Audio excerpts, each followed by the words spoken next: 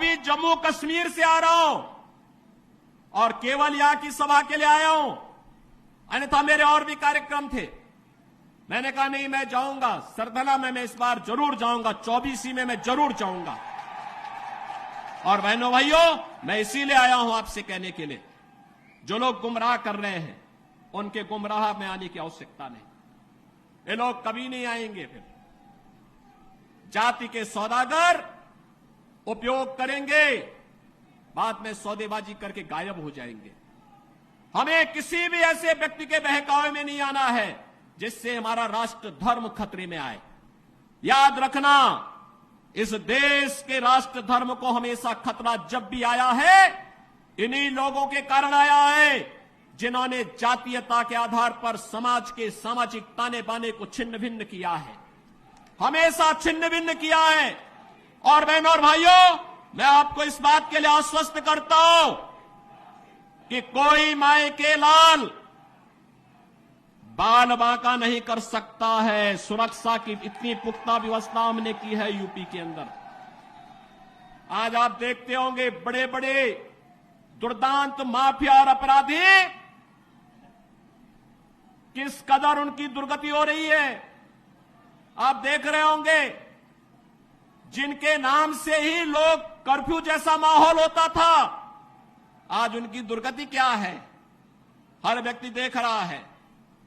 इन mafia और अपराधियों की स्थिति क्या है, आप रोज सोशल मीडिया के प्लेटफॉर्म को उठा करके देखते होंगे। एक दुर्दांत माफिया ऐसा भी था, बहनों और भाइयों, जब समाजवादी पार्टी की सरकार के समय चलता था तो मुख्यमंत्री हो या मुख्य न्यायाधीश, इन सब के काफिले रुक जाते थे और माफिया का काफिला निकलता था। और जब हमने कार्रवाई की उस माफिया के खिलाफ और उसको रगड़ करके कोर्ट के सामने प्रस्तुत किया तो उसकी पैंट गीली हो गई थी, उसकी पैंट गीली हो गई थी। और तब हमने कहा था, उस समय उसको हमने कहा था, कानून को रौंदने वाले, आज कानून कितना बड़ा होता है यह एहसास हो रहा है कि नहीं हो रहा है। और निर्दोष लोगों को मारोगे तो मिट्टी भी नहीं मिल पाएगी। और बहनों और भाइयों, इसीलिए मैं आया हूं आपसे कहने के लिए, देखो, जिनकी गर्मी हम शांत कर चुके हैं उनको गर्म मत होने दीजिए। अब इस क्षेत्र को विकास की मुख्य धारा के साथ जुड़ने दो।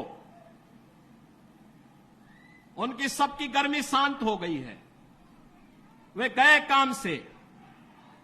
और इसीलिए मैं आप सबसे अपील करने के लिए आया हूं कि पूरे देश की एक आवाज है, पूरा देश एक ही स्वर में बोल रहा है। और वह बोल रहा है कि फिर एक बार मोदी सरकार, फिर एक बार